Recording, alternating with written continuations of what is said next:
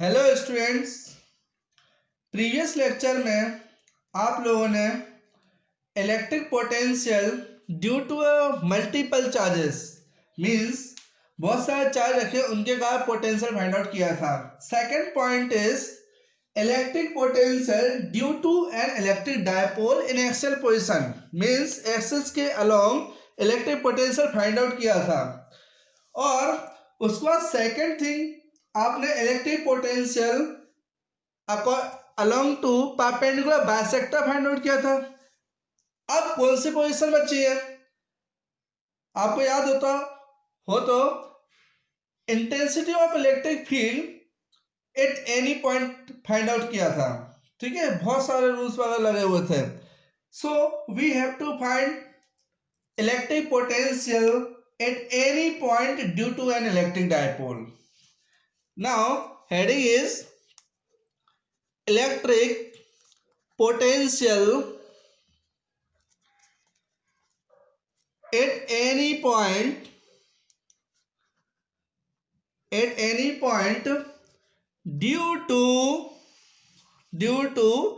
an electric dipole। ठीक है, ये आपको फाइंड आउट करना है। देखो ध्यान से सुनना, इसमें थोड़ा सा लॉजिकल इलॉजिकल सब टाइप का कंसेप्ट लगेगा। आप देखो सुनो ध्यान से, मैं आराम से लेके चल रहा हूं। आपको क्या करना है कि मेरे पास क्या है, एक डायपोल बनाया। ठीक है, ये डायपोल बनाया। अब इस डायपोल में यहाँ पे क्या रख दिया, minus Q charge and here it is plus Q charge. That point is A and this one is B. Clear है।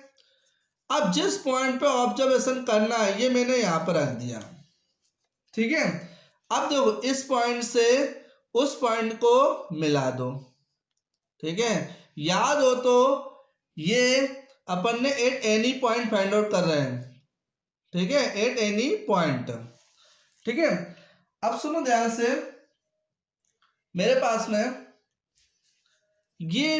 में क्या है, यहां से ले पॉइंट ए से लेके पॉइंट पी तक की डिस्टेंस कंसीडर कर लेते हैं। That will be r1 and it is considered as r2। It is considered as r2। समझ में आ गई बात। और ये डायपोल क्या है, सेंटर। ये डायपोल क्या है, सेंटर। सेंटर ऑफ डायपोल से लेके पॉइंट पी तक की डिस्टेंस हमेशा क्या रही है बेटा, क्या रही, याद हो तो क्या कंसीडर किया है, आर। क्या कंसीडर किया है, आर। ठीक है, अब इन्हें क्या करना है, ये क्या है, पोटेंशियल क्या है, स्केलर क्वांटिटी। तो डायरेक्टली ऐड करने वाला सिस्टम है। तो पहले तो क्या करेंगे, आराम से आप थ्योरी भी क्या ले सकते हो। Let us consider a point P at a distance small r from the centre O of the dipole AB। लिख सकते हो। लेट OP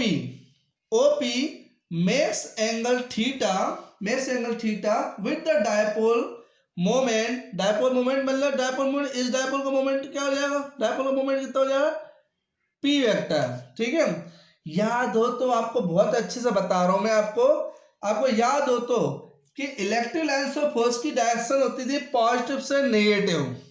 इलेक्ट्रिक डायपोल क्या बोला मैंने, इलेक्ट्रिक डायपोल में इलेक्ट्रिक लाइंस ऑफ फोर्स की डायरेक्शन होती थी पॉजिटिव टू नेगेटिव। तो डायपोल मोमेंट की डायरेक्शन क्या होती थी, जस्ट अपोजिट। याद है आपको, भूल तो नहीं है। आपको मैंने डायपोल में ही अच्छे से चीज क्लियर की थी। नहीं हो तो याद कर लो कि इलेक्ट्रिक लाइंस डायपोल में electric lines of force positive to negative जाती है, तो उसकी जस्ट अपोजिट डायरेक्शन में उसका इलेक्ट्रिक डायपोल मोमेंट होता है, उसका इलेक्ट्रिक डायपोल मोमेंट वेक्टर होता है। ठीक है, तो वो मतलब इधर है इलेक्ट्रिक डायपोल मोमेंट ऐसा है, और ये आर अपने पास ऐसी डिस्टेंस है, ये OP और इलेक्ट्रिक डायपोल मोमेंट के बीच में एंगल कितना ले लिया, थीटा। ठीक है, कोई डिफिकल्ट कंसेप्ट नहीं है अभी। ठीक है, सुनना ध्यान से। अब क्या करते हैं, द अब अपन ने थ्योरी पे और भी कंसिडर कर सकते हो। Let distance from A to P r1 and B to P is r2 है ना, ये तो आप ले सकते हो। आप क्या करते हो पोटेंशियल में, potential potential 8p due to minus Q charge that will be v1 equals to 1 upon 4 pi epsilon not, और डिस्टेंस कितनी हो गई, चार्ज कितना माइनस क्यू चार्ज है, और डिस्टेंस कितनी है r1, डिस्टेंस कितनी है r1, समझ में आया? ठीक है, क्योंकि हमें पता नहीं है r1 और r2। ठीक है, अब देखो इसके बाद आता है potential 8p due two plus Q charge that will be v2 equals to 1 upon 4 pi epsilon not q by कितने डिस्टेंस है इससे लेके यहाँ तक की r2। ठीक है, अब सुनो क्या करते हो आप, according to principle of superposition लगाते हैं। तो सुनो क्या करते हो, नेट पोटेंशियल क्या फाइंड आउट करोगे, net potential v equals to v1 plus v2। So अब देखो एक बात सुनना ध्यान से, इन दोनों में q कॉमन है, 1/4 पाई एप्सिलॉन नॉट कॉमन है, तो मैं क्या करता हूँ q by 4 pi epsilon naught common निकाल लेता हूँ। ठीक है, कोई प्रॉब्लम तो नहीं है क्योंकि दोनों ऐड ही करना है। तो एक बात सुनना ध्यान से, ये दोनों जब ऐड होंगे तो इसका -1/r1 रहेगा और इसका +1/r2 रहेगा। ठीक है, इसमें कोई आपको दिक्कत तो नहीं है, इसको सेट कर लेते हैं। तो क्या होगा q by 4 pi epsilon naught, इसको 1/r2 यहाँ पे कर दिया, यहाँ पे 1/r1 कर दिया, कोई प्रॉब्लम तो नहीं है। तो v equals to q by 4 pi epsilon naught, और यहाँ पे देखो क्या होगा, यहाँ पे एलसीएम लेंगे तो यहाँ पे देखो r1 माइनस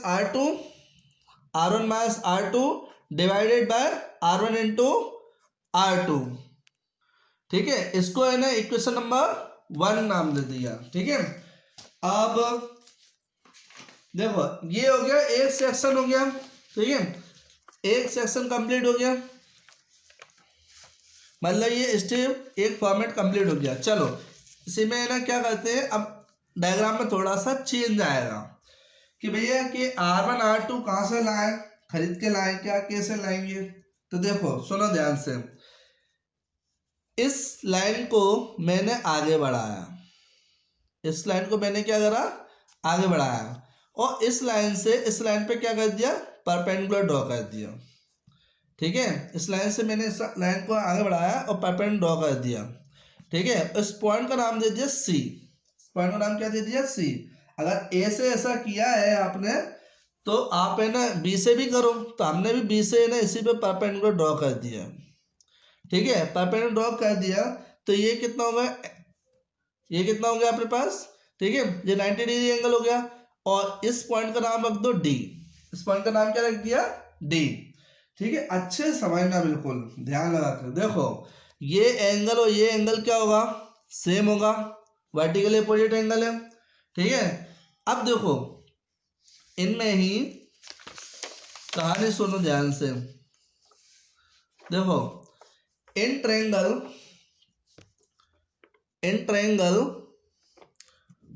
AOC, ठीक है, AOC वाला ट्रायंगल ले लिया, इस वाले ट्रायंगल में एंगल के सामने वाला क्या होगा, परपेंडिकुलर, ये क्या हो गया बेस। तो मेरे पास में यहाँ पे लगाना हो, cos थीटा का फॉर्मूला क्या होगा, cos थीटा इक्वल्स टू क्या होगा, बेस अपॉन हाइपोटेनियस। तो बेस क्या है OC, हाइपोटेनियस क्या है OA। ठीक है, OA पता है क्या, नहीं, तो देखो OA इक्वल्स टू L है और OB इक्वल्स टू भी L है। ठीक है, तो मैं बार बार आपको नहीं बताऊंगा, तो OC इक्वल्स टू मिल जाएगा यहाँ पे OA मतलब L cos थीटा। इसलिए बड़े आराम से बड़े प्यार से आपको समझा रहा हूं मैं। अब देखो ऐसा ऐसा पता है, ये वाला ट्रायंगल दिख रहा है आपको, इसका मतलब ये समझ में आ गया, ये किसकी वैल्यू आ गई, ओसी की मिल गई। ठीक है, जरूरत पड़ेगी इसलिए मैंने निकाल कर रखा। ठीक है, अब देखो, अब उसके बाद मैंने क्या करते हैं, ये मेरे पास ना नेक्स्ट ट्रायंगल ले लेते हैं, BOD ट्रायंगल ले लिया BOD।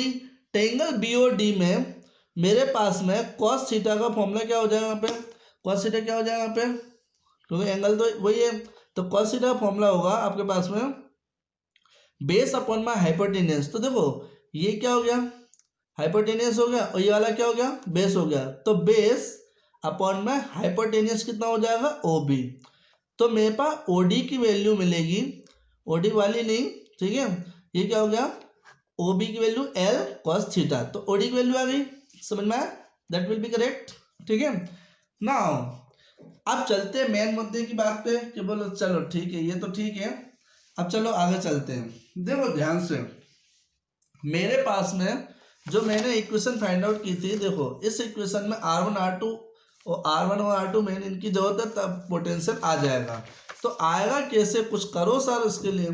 तो एक काम करते हैं, देखो मेरे पास R1, देखो R1 को ध्यान से देखो, तो R1 है जो अप्रोक्सीमेट, R1 जो है मतलब क्या है, AP है, R1 क्या है, AP है, मतलब AP डिस्टेंस। तो AP जो है, AP अप्रोक्सीमेटली किसके बराबर दिख रहा है आपको, ठीक है, देखा देखा जाए तो ध्यान से देखो, ध्यान से डायग्राम में, आप ये डायग्राम को वह लंबा बनाना, तब आपको समझ में आएगा क्यों बनाना है, क्योंकि शॉर्ट डायपोल के लिए कर रहे हैं अपन। ठीक है, शॉर्ट डायपोल के केस में कंसिडर करते हैं, तो शॉर्ट डायपोल कंसिडर करना पड़ता है। यहाँ पे देखो ये फंडामेंटल प्रॉपर्टी है, देखो ये मेरे पास है ना, पता है ये पॉइंट इधर है, ठीक है, ये जो ट्रायंगल दिख रहा है आपको, दिख रहा है ना इसमें, ये दोनों अप्रोक्सीमेटली क्या है, इक्वल है। कौन, ठीक है, ये मेरे पास AP is approximately equals to CP, AP is approximately equals to CP। ठीक है, बट CP किसके बराबर है, CP क्या है, OP प्लस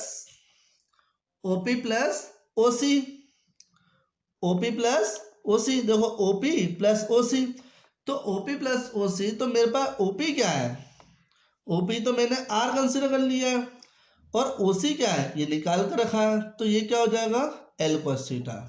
तो मेरे पास L की जो वैल्यू है वो आ जाएगी R1 equals to AP approximately equals to CP, and CP equals to किसके बराबर होता है, OP प्लस OC के, दैट इक्वल्स टू OP कितना है, R है, ठीक है, OP कितना है, R है, और OC को क्या कंसिडर कर लिया, OC का वैल्यू क्या है, L cos थीटा। ठीक है, अब आते हैं R2 के लिए। तो देखो R2 मीन्स क्या है, R2 मीन्स क्या है, PB। R2 क्या है, PB। ये PB जो है वो किसके बराबर है, PB किसके अप्रोक्सीमेटली है, PB is approximately equals to किसके लिए, DP, DP, DP के इक्वल है। ठीक है, अब देखो DP जो है वो DP कैसे फाइंड आउट करेंगे, एक काम करते, DP मिलेगा, DP के लिए OP में से OD माइनस कर दो, OP में से OD माइनस कर दो। OP कितना है, OP R है, OP R है, और OD कितना है, L cos थीटा। ठीक है, OD कितना है, L cos थीटा। तो मेरे पास R2 की वैल्यू कितनी आ गई, R minus L cos theta. ठीक है, या मेन R1 और R2 निकालने के लिए कंसिडर करते हैं। ठीक है, अब उसके बाद चलते हैं थोड़ा सा आगे, सुनो ध्यान से, मेरे पास इक्वेशन नंबर 1 थी, ठीक है, equation 1, on putting all values in equation number 1, on putting all values in equation number 1 में सारे वैल्यू पुटअप कर दो। तो 1 में सारी वैल्यू पुटअप करोगे तो V equals to Q by 4 pi epsilon naught 4 pi epsilon naught, और मेरे पास अगर R1 की वैल्यू, जब देखो अपने पास एलसीएम लिया था तो उसमें R1 और R2 आया तो क्या लिखा था आपने, R1 पहले लिखा था, तो R1 की वैल्यू कितनी है, R1 की वैल्यू है R plus L cos theta, ठीक है, R plus L cos theta minus किसकी, R2 वैल्यू, R2 वैल्यू ये है तो इसका साइन चेंज हो जाएगा, तो देखो minus R plus L cos theta, ठीक है, अपॉन में क्या आएगा यहाँ पे R1 इंटू R2, तो R1 की वैल्यू कितनी है R plus L cos theta, ये हो गया, और यहाँ पे क्या होगा R2 value R minus L cos theta, ठीक है, ये पूरा आ गया। अब देखिए आप v equals to Q by 4 pi epsilon naught, यहाँ पे देखो R से R cancel, L cos theta 2 L cos theta divided a plus B a minus B, तो a square minus B square, ठीक है, a square minus B square. अबे मैंने ये जो फाइंड आउट किया है ना बेटा, ये डेरिवेशन आपके पास में एक स्टैंडर्ड फॉर्मेट के फॉर्म में आया है, फिर आपको जो एल लेना, जो डिस्टेंस लेना, एल बड़ा लो छोटा लो जो कुछ है वो एंगल आपके ऊपर डिपेंड करता है, ठीक है, शॉर्ट डायपोल है नहीं है डायपोल शॉर्ट है कुछ भी है, अपन ने तो एल लेंथ कंसिडर किया है ना, ठीक है। अब देखो सुनो ध्यान से, Q इंटू 12 क्या होता था, Q इंटू 12 P, तो यहाँ पर रीजन देना कि ना P इक्वल होता है Q इंटू 12, ठीक है। अब देखो Q इंटू 12 होगा तो P cos theta divided R square minus L square cos, हाँ सॉरी यहाँ पे कॉस स्क्वायर थीटा भी तो है, तो कॉस स्क्वायर थीटा, तो ये पोटेंशियल आ गया, ठीक है, ये इसका फॉर्मेट आ गया स्टैंडर्ड फॉर्मेट, ठीक है, इसकी unit volt, equation number 2, clear है। अब नेक्स्ट करते हैं, ठीक है, फॉर शॉर्ट डायपोल, ठीक है, शॉर्ट डायपोल के लिए क्या होगा, वो मैंने बीच में बोला था आपको स्टैंडर्ड फॉर्मेट रहता है इसका, ठीक है, वो short dipole centre of the dipole short dipole, तो यहाँ पे क्या होगा, अपने पास है ना शॉर्ट डायपोल छोड़ो उसको, शॉर्ट डायपोल कब लगेगा अपने पास, शॉर्ट डायपोल तो तब लगने लगेगा जब आपके पास में ये जो डिस्टेंस है आर बहुत बड़ी हो जाए, बहुत ज़्यादा हो जाए, बहुत ज़्यादा रहेगी तो ये शॉर्ट डायपोल लगने लग जाएगा। अगर ये आर बहुत ज़्यादा है तो एल तो बहुत छोटा हो जाएगा, तो L is very very less than R हो जाएगा, तो L is very very less than R हो जाएगा। इसका मतलब क्या हो जाएगा, ये जो पार्ट है वो हट जाएगा, और ये पार्ट जब हटेगा तो मेरे पास फॉर्मूला क्या आएगा, 1/4 पाई epsilon not 1/4 pi epsilon not P cos theta upon में आर स्क्वायर, ठीक है। तो ये हो गया आपका, ये फॉर्मूला हो गया, ठीक है, इसकी यूनिट लिखते चले जाना आर स्क्वायर, इसको क्वेश्चन नंबर क्या नाम दे दें, थर्ड, ठीक है। अगर इसको वेक्टर के फॉर्म में लिखने के लिए बोल दिया जाए तो इन वेक्टर फॉर्म, तो वेक्टर फॉर्म के लिए मेरे पास है ना v इक्वल्स टू, यहाँ पे ऊपर नीचे क्या कर सकते हैं, आर का मल्टीप्लाई कर दें, तो आर का मल्टीप्लाई कर देते हो, तो यहाँ पे क्या होगा, p vector p into R, p vector into R cap, एक मिनट, यहाँ पे p vector into R cap by 4 pi epsilon naught into R square, ठीक है। अब ये पूछो ये कैसे, क्यों, क्योंकि ना p cos theta equals to होता है p vector into R cap की, क्योंकि आर कैप क्या है, यूनिट वेक्टर है, ठीक है, ये आ गया, समझ में आ गया। अब देखो नेक्स्ट, अब और केस स्पेशल केसेस के आगे, स्पेशल केसेस की तरफ चलते हैं। देखो स्पेशल केसेस हैं, स्पेशल केसेस में फर्स्ट